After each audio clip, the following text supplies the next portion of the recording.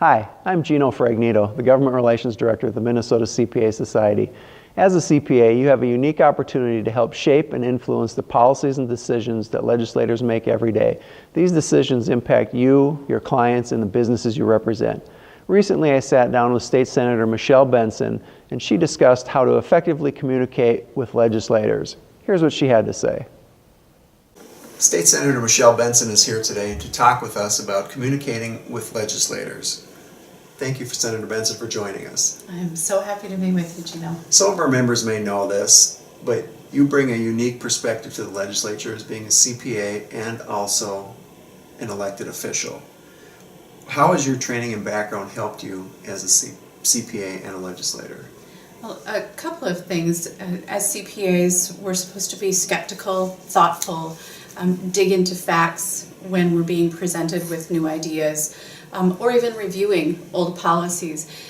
So that's really good training for a legislator. It keeps you well grounded and focused on making the best policies for Minnesotans. But also, I had the opportunity to work with small businesses and large businesses. It gives you an idea of how our economy is driven, how jobs are created, what impact tax policy has, and I think it is a really good blend of practical life experience with also some of the theory that goes into how government impacts our economy.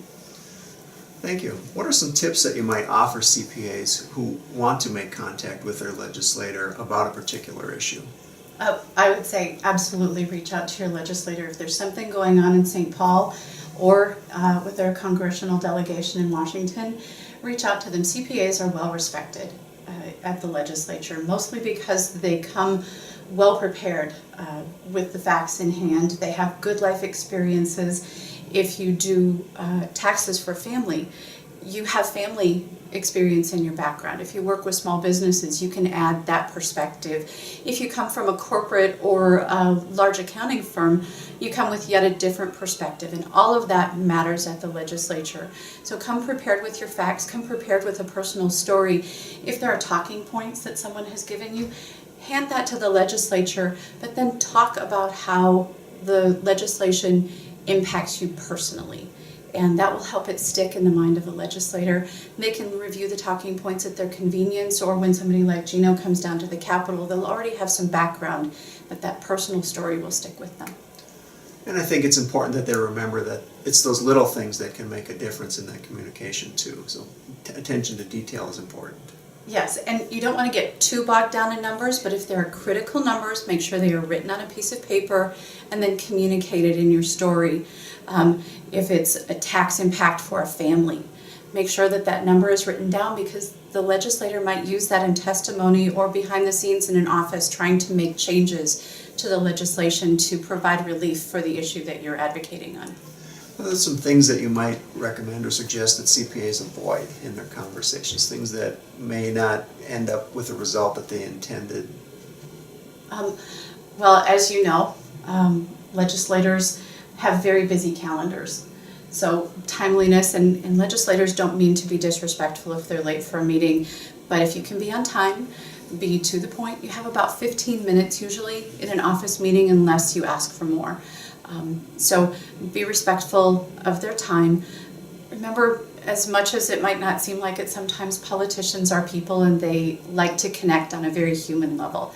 So those personal stories matter tremendously. Abrasiveness, most legislators are used to it, but it kind of separates you and makes it harder for them to connect to your issue and to you as a person. So be thoughtful in the words that you use, but you don't have to have perfect speaking skills. And if you are passionate about something, be passionate but polite. Defend your position, but again, you don't need to be abrasive. Thank you. We appreciate your time and the tips that you've offered for CPAs who want to be involved in the legislative process. I am so happy that you came down here and that you are encouraging CPAs to reach out to us. We need everybody from all walks of life, and never be intimidated to call a legislator. They might be intimidated by the fact that you are in an esteemed profession, that you have all of these facts, but bring them to your point of knowledge and help them learn from you. Thank you. Thank you.